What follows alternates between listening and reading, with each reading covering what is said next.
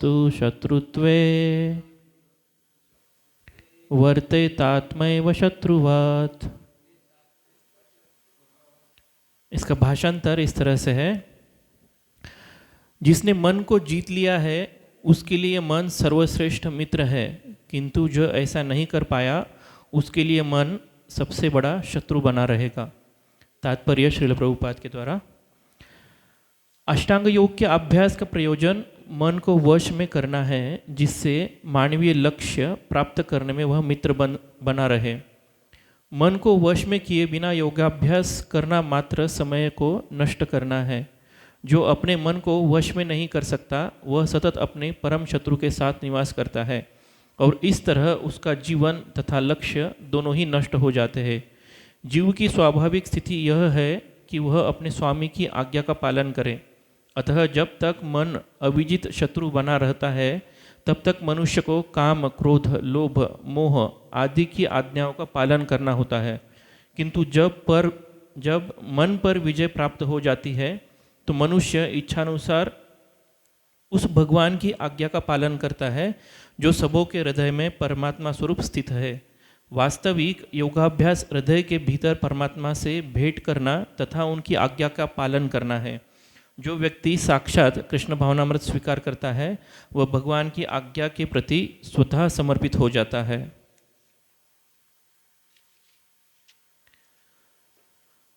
ओम अज्ञानतिमिरन्धस्य ज्ञानाञ्जनशलाकया चक्षुरुन्मिलितं येन तस्मै श्रीगुरुवे नमः।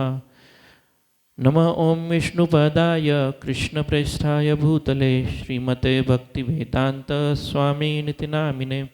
नमस्ते सरस्वती देवे गौरवाणी प्रचारिणे निर्विशेष शून्यवादी पाश्चात्यदेशतारिणे।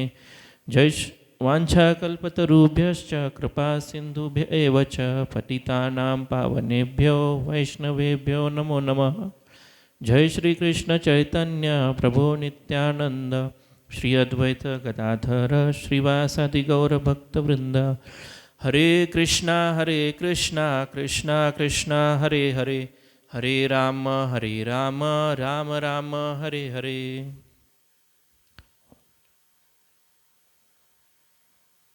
हरे कृष्णा।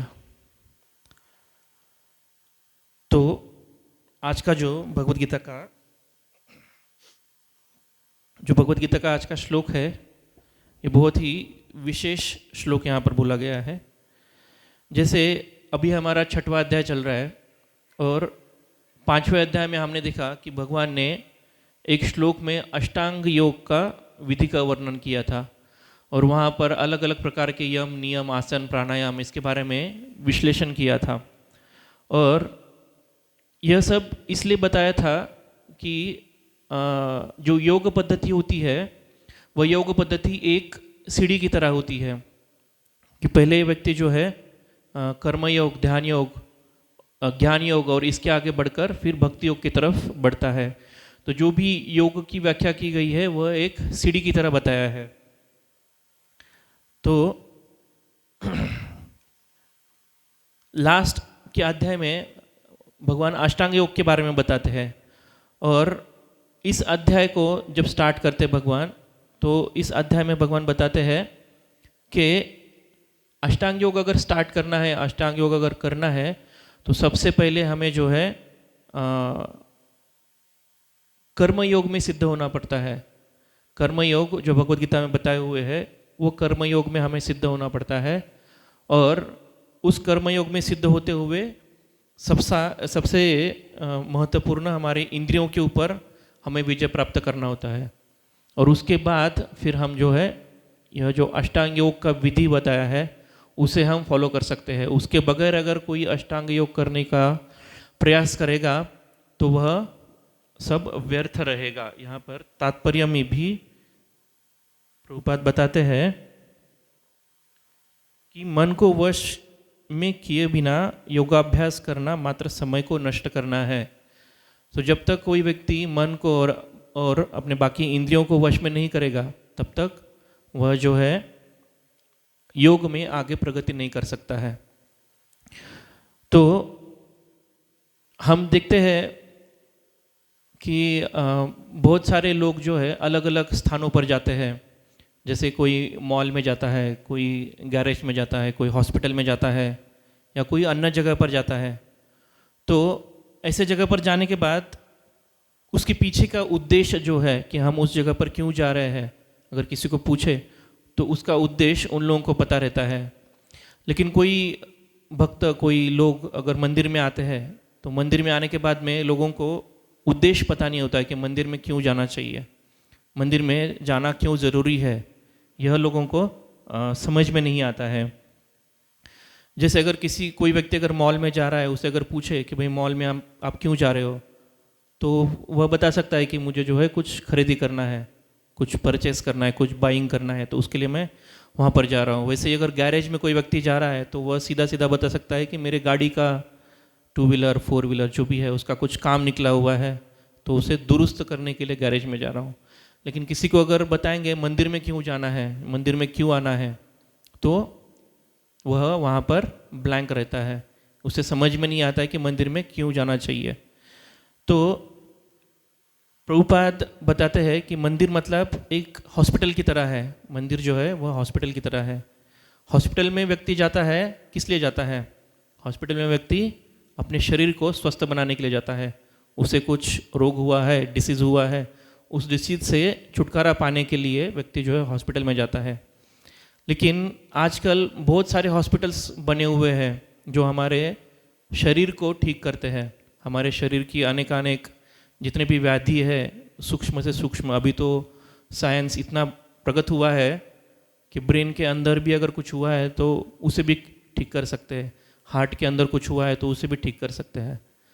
लेकिन जो मन है, जो इंद्रियां है, उसके ऊपर हमें कंट्रोल कैसे करना है, या हमारी इंद्रियां और हमारे जो मन है उसे हमें शुद्ध कैसे करना है, इसके बारे में कोई भी व्याख्या नहीं करता है। कहीं पर कोई प्रशिक्षण दिया नहीं जाता है। जो काम मंदिर में होता है, हम आगे देखेंगे कि किस तरह से मंदिर जो है यह एक क्लिनिक की तरह, एक हॉस्पिटल की तरह काम करता है हमारे मन को, हमारी इंद्रियों को शुद्ध और कंट्रोल करने के लिए।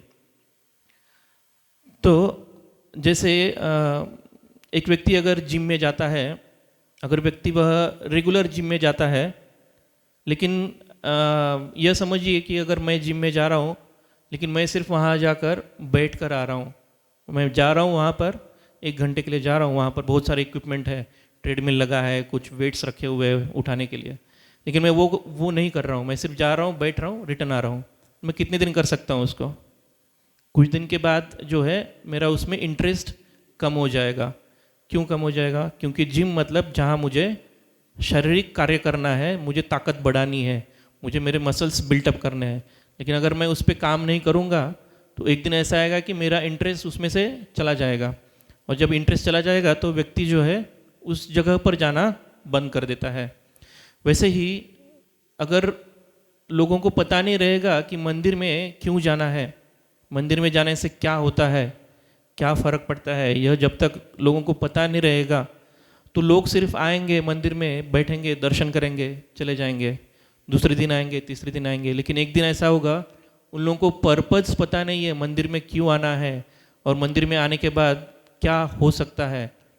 यह जब उनको पता नहीं रहेगा तो उनका इंटरेस्ट कम हो जाता है, जिसके कारण फिर लोग जो है मंदिर में कभी ज़्यादा नहीं आते हैं। तो इसे समझने के लिए हम एग्जाम्पल देखते हैं। जैसे आज का जो श्लोक है इसमें बताया है कि जिसने मन को जीत लिया है उसके लिए मन सर्वश्रेष्ठ मित्र है, किंतु जो ऐसा नहीं कर पाया उसके लिए मन सबसे बड़ा शत्रु बना रहेगा। तो इतिहास पुराण, इसमें हम देखते हैं महाभारत। तो महाभारत में एक एग्जाम्पल है दुर्योधन। दुर्योधन जो है उसके पास सब कुछ था, जो कौरव में सबसे बड़ा था दुर्योधन, तो उसके पास सब चीज़ें थी जो आज के समय हम मतलब सोचते हैं कि हमारे पास सब कुछ होना चाहिए। हमारे पास ऐशो आराम होना चाहिए, अच्छा घर होना चाहिए, अच्छे अच्छे कपड़े होने चाहिए, लग्जरियस आइटम्स होने चाहिए, हमारे पास नौकर चाकर होने चाहिए, हाँ, और क्या, सोना होना चाहिए हमारे पास, गाड़ी बंगला सब कुछ होना चाहिए, यह सिर्फ हम लोग सोचते हैं। लेकिन इससे भी कई ज़्यादा जो है दुर्योधन के पास सब चीज़ें प्रचुर मात्रा में उपलब्ध थी उस समय पर। लेकिन दुर्योधन का जो मन था वह उसके कंट्रोल में नहीं था। दुर्योधन का ऐसा बताते हैं कि वो बहुत ज़्यादा द्वेषी था, वह जो है दूसरों का बहुत ज़्यादा द्वेष किया करता था। अगर ऐसा कहा जाता है कि दुर्योधन एक बार जो है धूप में बैठा हुआ था, तो उसका सेवक आया भागते भागते कि दुर्योधन जो है वो धूप में बैठा हुआ है, तो दुर्योधन के ऊपर छतरी पकड़ेंगे, छाता पकड़ेंगे ताकि उसको धूप ना लगे। लेकिन दुर्योधन उस सेवक को भगा देता है, मारता है उसको और भगा देता है कि मेरे से ऊपर कोई चीज़ नहीं होनी चाहिए। मतलब उसकी जो द्वेष था, उसका ईर्ष्या था, वो इतना था कि उसके ऊपर कोई नहीं होना चाहिए, वही सबसे ऊपर होना चाहिए, यह उसका स्वभाव था। तो अगर देखा जाए तो उसके पास सबसे संपूर्ण ऐश्वर्य, शक्ति, सामर्थ्य सब कुछ था, लेकिन फिर भी जो है वह हमेशा दुखी रहता था। तो ऐसा क्यों, वह हमेशा दुखी क्यों रहता था?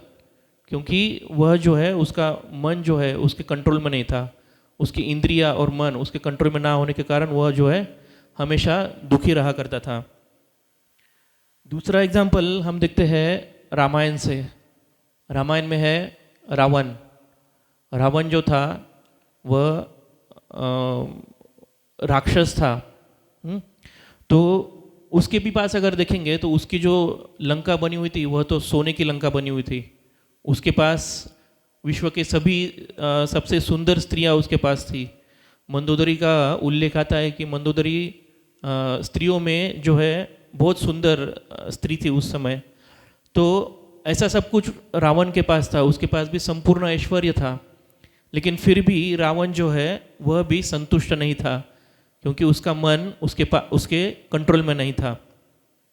इसी के विपरीत अगर हम देखते हैं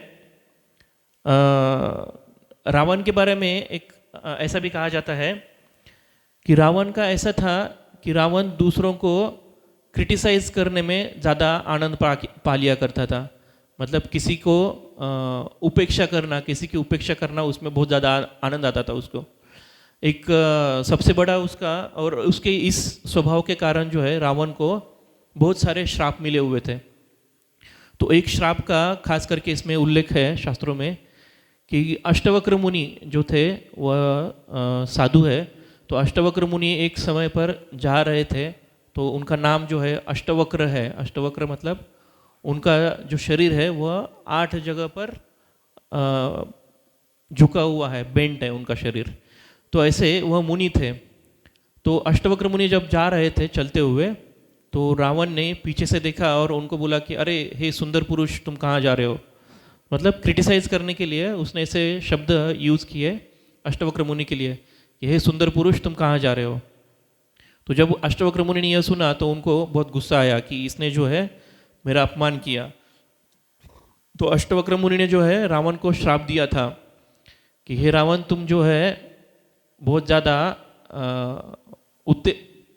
उन्मेष में हो, उत्तेजित हो गए हो, तो तुम्हें जो है बंदर आके तुम्हें पीटेंगे, बंदर आकर तुम्हें लात मारेंगे। ऐसा अष्टवक्र मुनि ने उनको श्राप दिया था।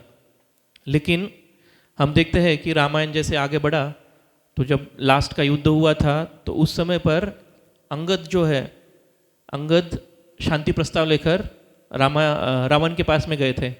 और उस समय उल्लेख आता है रामायण में कि अंगद ने जो है रावण को लात मारा था। रावण को पैर से लेकर सर तक जो है लात मारा था, और सर से उनका जो मुकुट था रावण का, उसे भी उन्होंने लात मारकर गिरा दिया था। तो एक भक्त का इच्छा था, मतलब अष्टवक्र मुनि भक्त थे, तो उन्होंने एक श्राप, जो उनकी वाणी थी उस वाणी को सत्य भी करना था भगवान को। तो भगवान ने अंगद के रूप में, जो बंदर था अंगद, उसके रूप में यह वाणी उन्होंने सत्य करा ली। तो हम देखते हैं कि रावण और दुर्योधन जो थे उनके पास सब कुछ था, मटेरियल ऑपुलेंस पूरा उनके पास था, लेकिन फिर भी जो है वह जो है उनका मन कंट्रोल में नहीं था। दूसरी तरफ हम देखते हैं, उसी का संदर्भ अगर जब देखते हैं महाभारत में दूसरा एक पात्र आता है युधिष्ठिर महाराज। तो युधिष्ठिर महाराज जो है उनको जो है बचपन से लेकर उनके बड़े होने तक बहुत सारी कष्ट उनको मिले उनको। जैसे बचपन में उनको हमेशा जो है हीन दर्जा मिला, कौरवों ने हमेशा उनको साइड में रखा गया कौरवों ने। फिर बाद में जब थोड़े बड़े हो गए थे तो भीम जो उनका भाई था, भीम को विष दिया गया था। उसके बाद थोड़े से बड़े हो गए, फिर शादी हो गई। शादी के बाद में जो है उनकी पत्नी का सबके सामने भरी सभा में जो है वस्त्र हरण किया गया, उसको अपमानित किया गया। उनको जो है 12 साल वनवास में भेजा गया। उसके बाद 1 साल जो है अज्ञातवास में उनको निकालना था। इतना सब होने के बाद भी जब उन्होंने डिमांड किया था युधिष्ठिर महाराज ने कि सिर्फ 5 गांव चाहिए, उसमें भी उन्हें जो है गांव प्रदान नहीं किए थे। और ऐसा कहा जाता है कि उनके आयुष्य में जो है उनके पूरे लाइफ में बहुत सारी तकलीफ, बहुत सारी समस्याएं उनके आयुष्य में थी। लेकिन फिर भी जो युधिष्ठिर महाराज थे वह एकदम स्थिर बुद्धि के थे। उन्होंने कभी अपना मन डिवेट नहीं होने दिया था। तो ऐसा कहा जाता है कि युधिष्ठिर मतलब जब युद्ध हो रहा था, युद्ध के समय पर भी उनका बुद्धि जो है वह स्थिर था।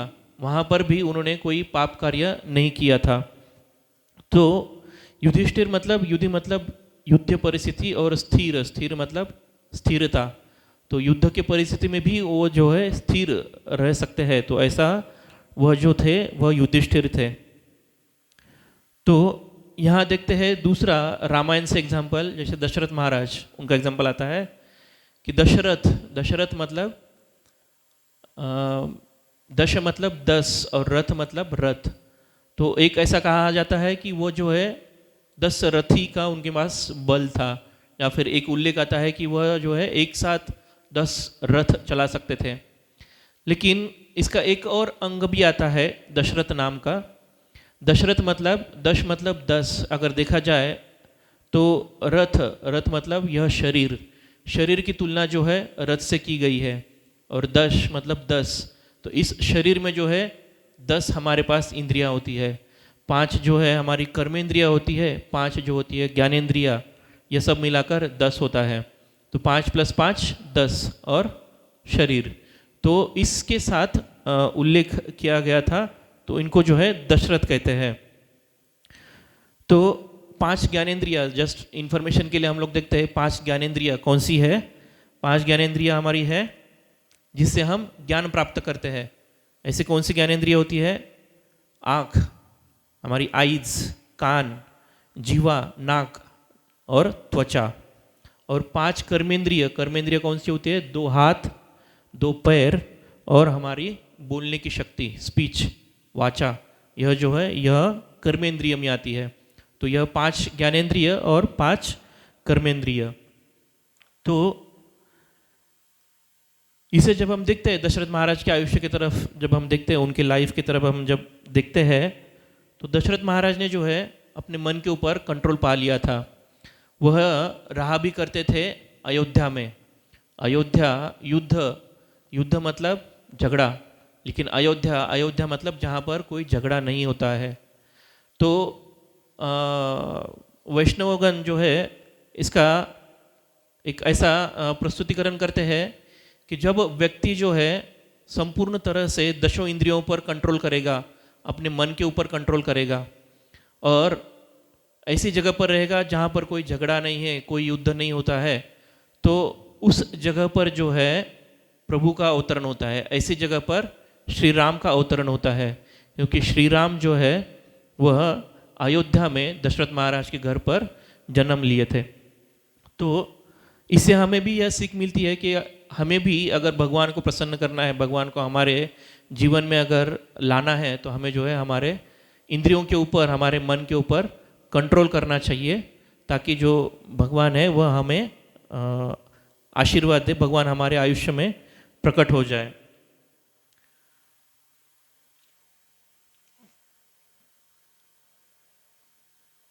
तो हम देखते हैं कि लोगों के पास सब कुछ होता है, आज के समय पर हम देखते हैं लोगों के पास सब चीज़ें अवेलेबल है। लोगों के पास महंगे महंगे फ़ोन, वॉचेस, कार, घर, कपड़े, सबसे अच्छे अच्छे सब चीज़ें, खाने पीने के लिए सभी वस्तुएं, सब कुछ होने के बाद भी जो है लोग बहुत अशांत हैं। छोटी छोटी चीज़ों के कारण लोग जो है मरने मारने पे उतर जाते हैं। आजकल न्यूज़पेपर में अगर हम देखते हैं तो फॉरेन में यह बहुत कॉमन हो चुका है कि स्कूल में जाकर गोलीबारी चालू कर दी। लेकिन आजकल हमारे यहाँ पर भी यह बहुत कॉमन हो गया है, इंडिया में भी बहुत कॉमन हो गया है। अगर किसी को अगर कुछ बुरा लगा तो सीधा शस्त्र निकाल लेते हैं, मारने के लिए लग जाते हैं। यह बहुत कॉमन है कि हम जब रोड पर गाड़ी चलाते हैं, हर कोई गाड़ी चलाता है आजकल, तो गाड़ी चलाते हुए हम उसे बहुत अनुभव भी करते हैं कि अगर साइड से अगर कोई किसी ने अगर कट भी मार लिया, अगर वह व्यक्ति बार बार अगर कट मार रहा है तो एक समय ऐसा आता है कि आगे जाकर झगड़ा हो जाता है ऐसे व्यक्तियों का। तो ऐसा क्यों होता है? क्योंकि उनका जो मन है वह जो है कंट्रोल में नहीं हो रहता है, उसके कारण जो है यह सब चीज़ें हो रही है। तो आजकल देखते हैं कि एक एम्प्लॉय है जो अपने बॉस को भी मारता है। पेपर में न्यूज़ में भी आया था कि एक एम्प्लॉय ने अपने बॉस को मार दिया, और कारण क्या था? कारण था कि इसने मेरी छुट्टी अप्रूव नहीं की। सिर्फ छुट्टी अप्रूव नहीं की, इसके लिए उसने जो है अपने बॉस को मार दिया। और दूसरा एक एग्जांपल पेपर में आया हुआ था कि शादी का प्रपोज़ल, कि हमने शादी के लिए प्रपोज़ किया हुआ था लेकिन शादी के लिए प्रपोज़ल एक्सेप्ट नहीं हुआ, तो एक्सेप्ट नहीं हुआ तो उसे मार दिया। यह सत्य घटना है। नेपाल में कुछ साल पहले जो है, जो राजा थे, उनके परिवार में ऐसा परिस्थिति हुआ था कि उनका एक शादी का प्रपोज़ल था, वो शादी का प्रपोज़ल एक्सेप्ट नहीं किया, तो उनके ही घर वालों ने उनके जो दूसरी पार्टी के जो सभी घर वाले थे उन सभी को मार दिया था। तो यह जो है यह बहुत कॉमन हो गया आजकल। और जब हम ऐसे व्यक्तियों को जब हम बाद में मिलते भी है तो बाद में ऐसे व्यक्ति पश्चाताप करते हैं कि उस समय पर जो है मैं कंट्रोल में नहीं था, मैं आउट ऑफ कंट्रोल हो गया था और उसके कारण जो है यह घटना हो गई। लेकिन बाद में पश्चाताप करके या बाद में कुछ ऐसे कहकर उसे कुछ नहीं कर सकते हैं, क्योंकि समय तो निकल गया है। एक बार अगर कोई घटना घट गई तो उसे कोई बदल नहीं सकता है। लेकिन अगर हम देखते हैं भगवत गीता, तो भगवत गीता में यहाँ पर यह सिखाया जाता है कि हमें जो है हमारे मन और इंद्रिय इसके ऊपर कंट्रोल कैसे करना है। जैसे हमने पहले अभी देखा कि हॉस्पिटल जो है वह हमारे शरीर को ठीक करते हैं, लेकिन हमारे मन और इंद्रिय इसे ठीक करना यह कोई बताता नहीं है। यह जो है भगवत गीता में हम यह समझ सकते हैं, हम इसे जान सकते हैं।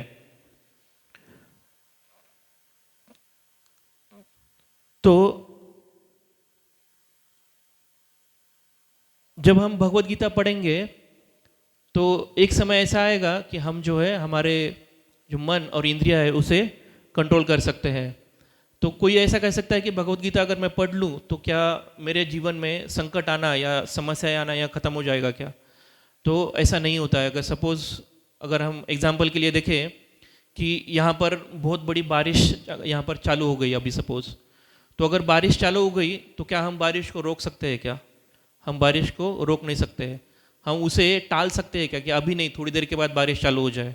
यह पॉसिबल नहीं है। बारिश होनी है, हो रही है तो बारिश होगी ज़रूर।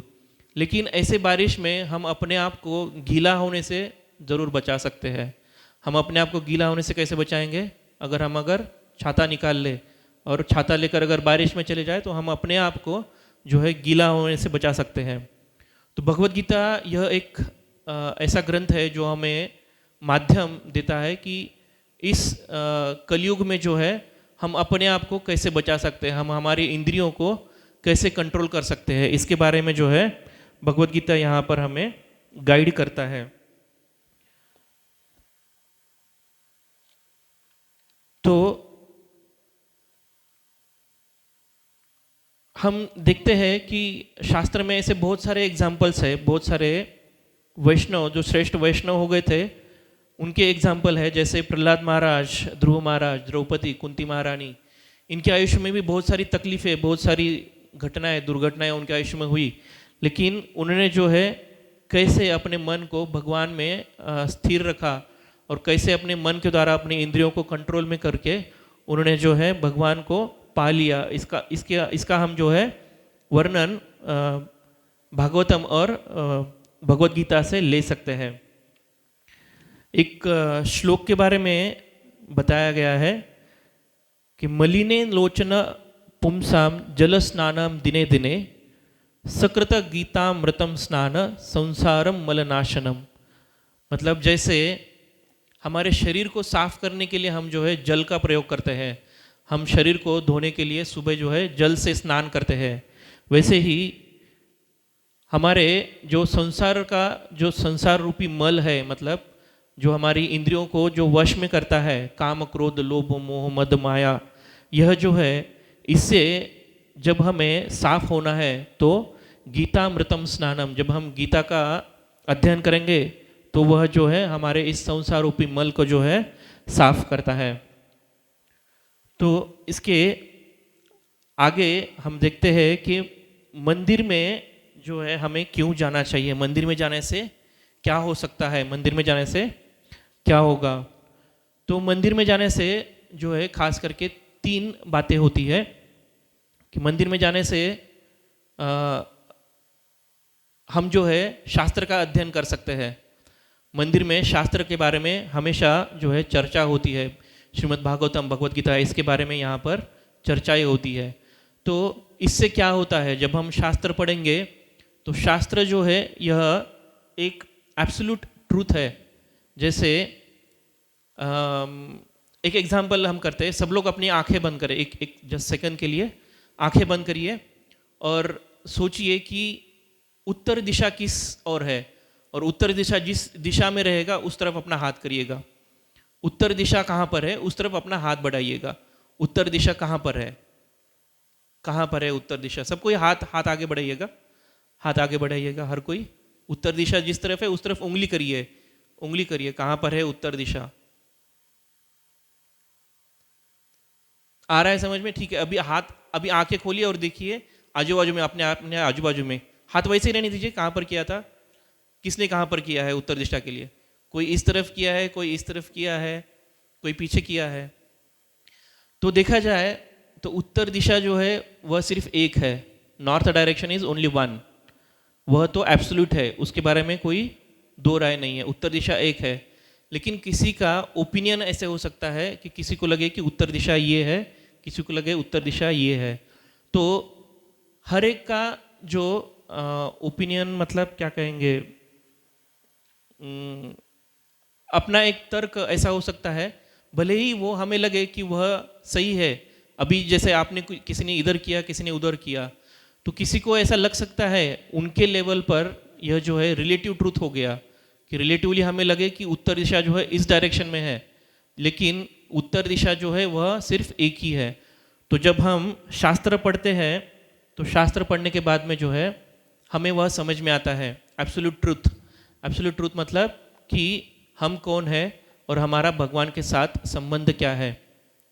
जैसे तात्पर्य में यहाँ पर प्रभुपाद एक जगह पर बताते हैं,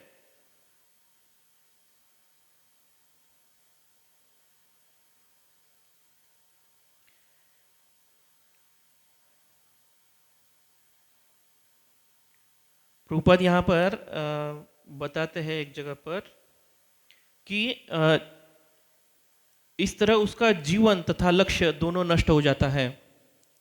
तो हमारा जो जीवन है, मनुष्य जीवन जो है, उसका लक्ष्य क्या है, इसका जो उल्लेख है, यह उल्लेख शास्त्र में किया गया है कि जीवन का उल्लेख जो है, मनुष्य जीवन का उल्लेख यह है कि हम जाने भगवान कौन है और भगवान के साथ हमारा संबंध क्या है। और जब हम यह जानेंगे भगवान के साथ संबंध क्या है, और उस परिस्थिति में जब हम कार्य करेंगे, तब हम सही रूप से सुखी हो जाएंगे, तब हम सही रूप से संतुष्ट हो जाएंगे। तो दूसरा, मंदिर में आने के बाद में दूसरा जो है फायदा हमें क्या होता है कि दर्शन, भगवान का जो है हमें दर्शन होता है। तो दर्शन के बारे में अगर हम देखते हैं तो यहाँ हम आने के बाद भगवान का सुंदर दर्शन कर सकते हैं। तो मंदिर में आने के बाद में भगवान का दर्शन हम करते हैं या फिर भगवान जो है हमें देखते हैं, हम भगवान को देखते हैं या भगवान हमें देखते हैं। एक कृष्ण का एक पास टाइम है, लीला है। जब अघासुर नाम का जब राक्षस वृंदावन में आया था, तो अघासुर के मुख में जो है वो एक अजगर का रूप लिया हुआ था, और वहाँ पर वो अपना मुख जो है खोल कर बैठ गया था, और उसके मुख में जो है सभी गोप बालक चले गए थे, और उसके विष के प्रभाव से जो है वह गोप बालक जो है मर गए थे। तो अघासुर लीला में जब देखते हैं भगवान ने जब उस राक्षस का अंत किया, उसके बाद में भगवान ने सिर्फ जो गोप बालक पड़े हुए थे उनके ऊपर सिर्फ दृष्टिक्षेप किया, मतलब उनके ऊपर सिर्फ देखा। उनके तरफ देखने के बाद ऐसा हुआ कि सब जो गोप बालक निर्जीव पड़े हुए थे उनमें जान आ गई, वह जो है उठ के खड़े हो गए। तो भगवान की दृष्टि जो है उनके अंदर से जो विष था वह विष का प्रभाव नष्ट किया, और साथ ही साथ उनको नरिशमेंट दिया, उनको जो है जीवन दान प्रदान किया। तो जब हम भगवान के सामने खड़े होते हैं और भगवान का दृष्टि हमारे ऊपर पड़ता है, तो हमारे जो इंद्रिया है, जो इंद्रियों के ऊपर जो विष लगा हुआ है, काम क्रोध लोभ, यह जो विष है, ऐसे विष को जो है भगवान ख़त्म कर देते हैं, और हमें जो है स्पिरिचुअल एनरिचमेंट, स्पिरिचुअल एनर्जी हमें प्रदान करते हैं। तो इसीलिए प्रभुपाद भी एक बहुत सारे लेक्चर में ऐसा कहते हैं कि भक्त ने जो है भगवान को देखने की जो है ज़्यादा प्रयत्न, ज़्यादा कोशिश नहीं करना चाहिए। भगवान ने यह करना चाहिए, भक्तों ने यह करना चाहिए कि भक्तों ने सेवा करनी चाहिए, और सेवा ऐसी करनी चाहिए कि भगवान भी लालायित हो जाए, भगवान भी जो है भक्त को देखने के लिए इतना लालायित हो जाए कि भगवान स्वयं सामने प्रकट हो जाए। जैसे हम प्रहलाद महाराज के एग्जाम्पल में देखते हैं कि प्रहलाद महाराज जो है इतनी सेवा करते थे, इतना नामस्मरण किया करते थे कि भगवान स्वयं उनके सामने प्रकट हो गए थे। और जब भगवान का दर्शन होता है तो हमारा जो मन और इंद्रिया जो है वह सब शुद्ध हो जाती है, वह जो है सब क्लीन हो जाती है। तो एक एग्जाम्पल है हमारा जो है, मतलब रियल एग्जाम्पल है, इस्कॉन के अंदर ही जब इनिशियल स्टेज पर इस्कॉन था फॉरेन में, तो वहाँ पर एक चोर व्यक्ति था जो है चोरी कर कर भाग रहा था, और वह भागते भागते एक गली में चला गया।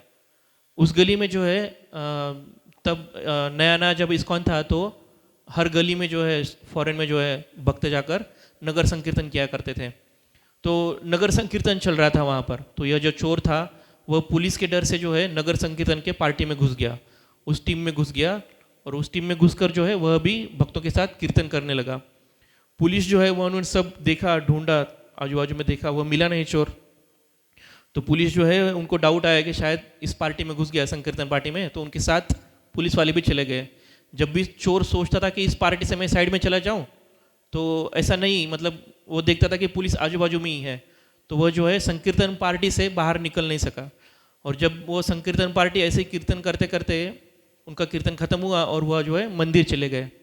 मंदिर में जाने के बाद जो यह चोर था, यह चोर वहाँ से निकलने के लिए देखा, लेकिन वो बाहर जैसे आया उसने देखा बाहर फिर भी पुलिस वाले खड़े हैं। तो चोर ने सोचा कि चलो अभी कुछ दिन यहाँ रुकते हैं, जब पुलिस का सब हो जाएगा उसके बाद देख लेंगे। तो जो चोर था वो वहाँ पर मंदिर में रहना चालू किया, और मंदिर में रहते रहते उसने जो है मंदिर में जो वहाँ पर एक्टिविटीज़ होते थे वहाँ पर, उसमें उसने पूरी तरह से भाग लिया। उसे हर रोज़ जो है सुबह 4:30 बजे बाकी डिवोटीज़ उठाया करते थे कि उठो अभी मंगल आरती है, तो वह 4:30 बजे उठ के मंगल आरती किया करता था। उसके बाद नरसिंह आरती, तुलसी आरती, फिर शिष्टाष्टकम प्रेयर्स, उसके बाद जो है चांटिंग जो वो भी 2 घंटे के लिए जो है वह नाम जप, यह सब करने लगा। उसके बाद जो है भगवान का सुंदर दर्शन, और दर्शन के बाद भागवतम क्लास, और उसके बाद फिर महाप्रसाद, यह सब जो है वह नित्य रूप से ऐसा करते गया। बहुत दिन होने के बाद में, एटलीस्ट कुछ 3 महीने के बाद में जो है उसे ऐसा फील हो गया कि जो मैं कर रहा हूँ वह सब सही नहीं है। तो वह जो है टेम्पल प्रेसिडेंट उस समय के जो थे उनके पास चले गए, और उनको बताया कि मैं जो हूँ एक्चुअल में कौन हूँ, और जब उन्होंने टेम्पल प्रेसिडेंट को बताया कि मैं जो हूँ मैं चोर था और मैं पुलिस के डर से भागते भागते आपके पार्टी में आ गया, मंदिर में आ गया, तो सबसे पहले टेम्पल प्रेसिडेंट ने बोला कि ठीक है, अभी आपने कृष्ण को समर्पित तो हो गए आप, अभी सबसे पहले जो है आप पुलिस को समर्पित हो जाओ, अपने आप को सरेंडर कर दो। तो उन्होंने जो है अपने आप को पुलिस को सरेंडर किया और उनके ऊपर केस चला और केस का मुकदमा ऐसा हो गया कि लास्ट में finally end of the judgement ऐसा निकला कि उनको जो है छोड़ दिया गया, जज ने जो है उन्हें छोड़ दिया, कोई उनको सज़ा नहीं हुई।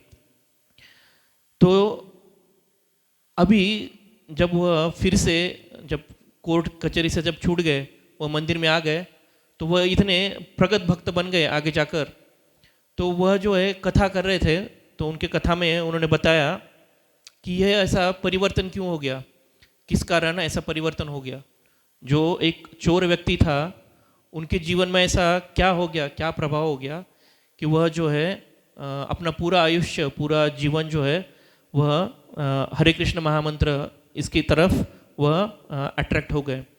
तो वह बताए थे उन्होंने कि वह जो है भगवान के सामने खड़े होकर दर्शन किया करते थे, कंटिन्यूसली जो है वह भगवान के सामने खड़े होकर दर्शन किया करते थे। उसके कारण जो है एक बहुत अच्छा लाइन वो बोलते हैं कि वह जो है पुलिस से बचने के लिए यहाँ पर आए थे और उन्होंने बाद में जाकर पुलिस को जो है समर्पण कर दिया था। लेकिन हुआ ऐसे कि भगवान और प्रभुपाद इनकी कृपा से जो है वह जो है भौतिक बंधन से मुक्त हो गए।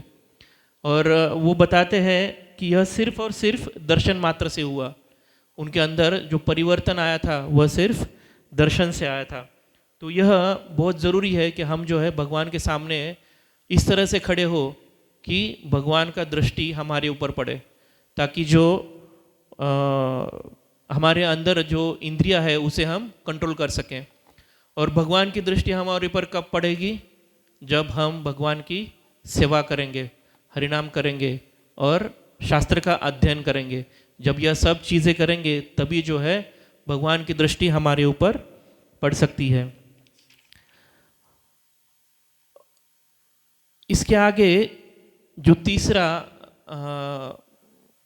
यहाँ पर बताते हैं कि मंदिर में आने के बाद में तीसरा फायदा यह क्या होता है। मंदिर के आने के बाद में जो है हमें हरे कृष्ण महामंत्र, कीर्तन और जप इसके बारे में पता चलता है। तो यह मंत्र मतलब क्या होता है? मनः त्रायति इति मंत्र। जो हमारा मन उद्विग्न है उस मंत्र को हम कंट्रोल में कर सकते हैं, मन को हम कंट्रोल में कर सकते हैं, ऐसा मंत्र। तो कलयुग के लिए सबसे श्रेष्ठ मंत्र जो बताया गया है वह है हरे कृष्ण महामंत्र। तो हरे कृष्ण महामंत्र जो है वह कलयुग के लिए सबसे बेस्ट है। हरे कृष्णा कृष्णा कृष्णा हरे हरे, हरे राम राम राम हरे हरे।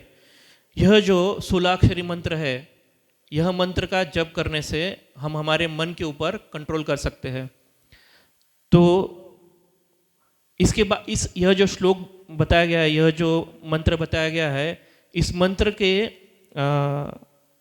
यह कितना पावरफुल है इसके बारे में एक बताया गया है कि इस मंत्र में अगर हम देखते हैं तो इसमें खास करके 3 शब्द बताए गए हैं, हरे, राम और कृष्ण।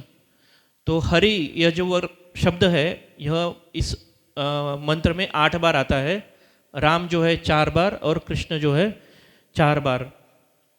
तो हरे यह जो शब्द है इसके बारे में जब पार्वती और शंकर जी इनका संवाद हुआ था तो उनके संवाद में यह उल्लेख आता है कि जो राम यह जो शब्द है, यह राम शब्द का फल क्या मिलता है, यह उच्चारण करने से इसका फल क्या मिलता है। जब हम 1000 बार विष्णु सहस्त्र नाम का पाठ करेंगे तो उसका जो फल मिलेगा वह फल एक राम नाम यह उल्लेख करने से मिलेगा। फिर हरि इस शब्द का उल्लेख करने का फल क्या मिलता है? जो ब्रह्मदेव ने जो है 4 अलग अलग वेद बनाए थे, यजुर्वेद, सामवेद, अथर्ववेद और ऋग्वेद। यह जो 4 वेद बनाए थे तो यह 4 वेद पढ़ने के बाद जो फल मिलेगा वह फल सिर्फ एक बार हरि इस नाम का उल्लेख करने से मिलेगा। और कृष्ण, इसके बारे में यहाँ पर वर्णन आता है कि राम नाम का महात्म्य क्या है। वर्जनम भव बीजा नाम अर्जनम सुख संपदम तर्जनम यमदूता नाम राम रामेति गर्जनम। मतलब इसमें बहुत अच्छे से यमक जुड़ाए हुए हैं, वर्जनम, अर्जनम, तर्जनम और गर्जनम। अगर देखते हैं वर्जनम भव बीजा नाम, मतलब कि जो हमारे भौतिक बंधन, भौतिक जो वासनाएं हैं, भौतिक जो हमारे मन के अंदर कुछ बीज है भौतिक इच्छाओं के, ऐसे बीज को भी जो है यह राम नाम जो है उसे ख़त्म कर देता है। हम देखते हैं कि पेरनी के समय पर जो बीज होते हैं, अगर उसे हम फ्राई करें, उसे अगर हम क्या कहेंगे, तवे के ऊपर उसे अगर भूंज ले, गरम करे उसे, तो उसके अंदर की यह शक्ति चली जाती है कि वह आगे जाकर पेड़ में परिवर्तित हो जाए। तो इस श्लोक में ऐसा वर्णन किया गया है कि जो हमारी भौतिक इच्छाएं, भौतिक वासनाएं हमारी जो है, जब हम राम नाम का उल्लेख करते हैं, उच्चारते हैं, तो ऐसी हमारी भौतिक इच्छाएं, भौतिक वासनाएं जो है उससे हम छुटकारा पाते हैं।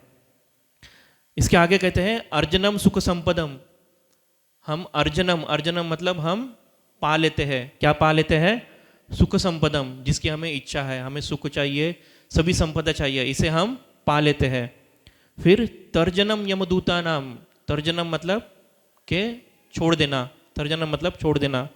यमदूत जो है वह हमें छोड़ देते हैं जब हम राम नाम का उच्चारण करते हैं। कब करते हैं? मतलब राम रामेति गर्जनम, जब हम राम नाम का उच्चारण करते हैं तो यह सब चीज़ें होती है। इसके आगे कृष्ण, कृष्ण के बारे में उल्लेख आता है। कृष्ण शब्द जो है उसके बारे में ऐसा उल्लेख आता है कि गोकोटि दानम ग्रहणे खगस्य प्रयाग गंगेदक कल्पवासम यज्ञायुतम मेरु सुवर्ण दानम गोविंद कीर्तयेर न समम संशयत।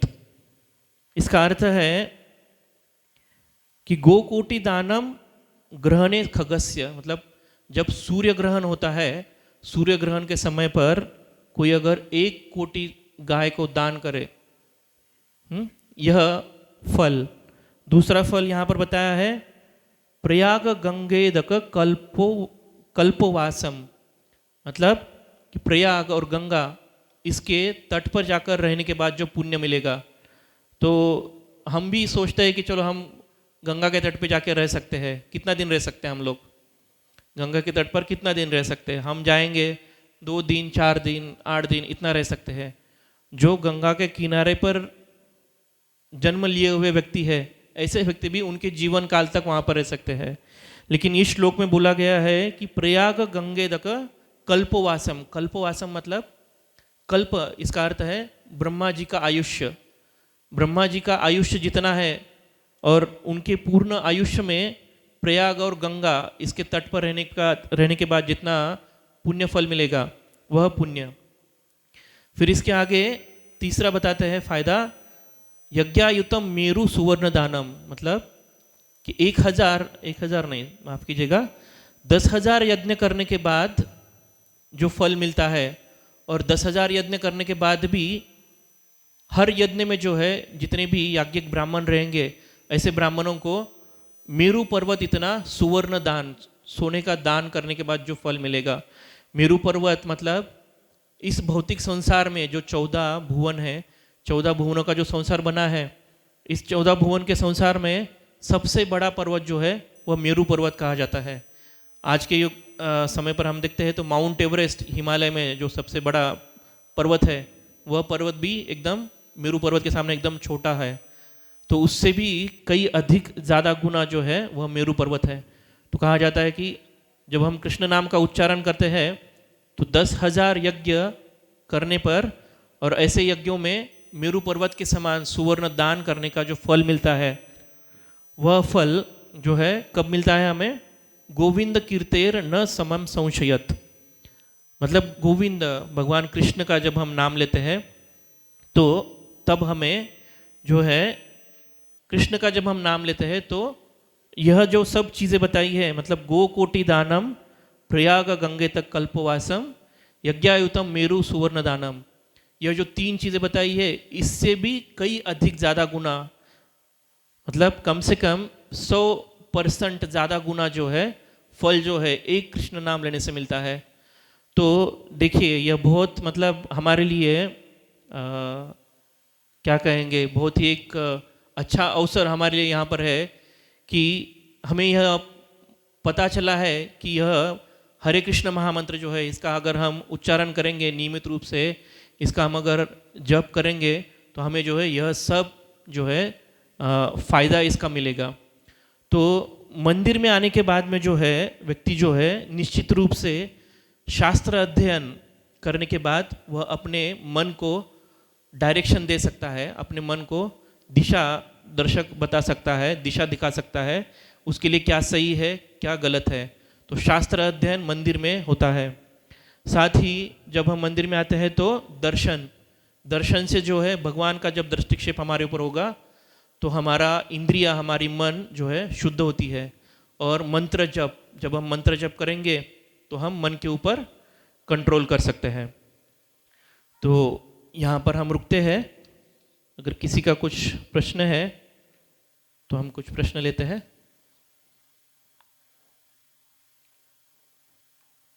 हरे कृष्णा।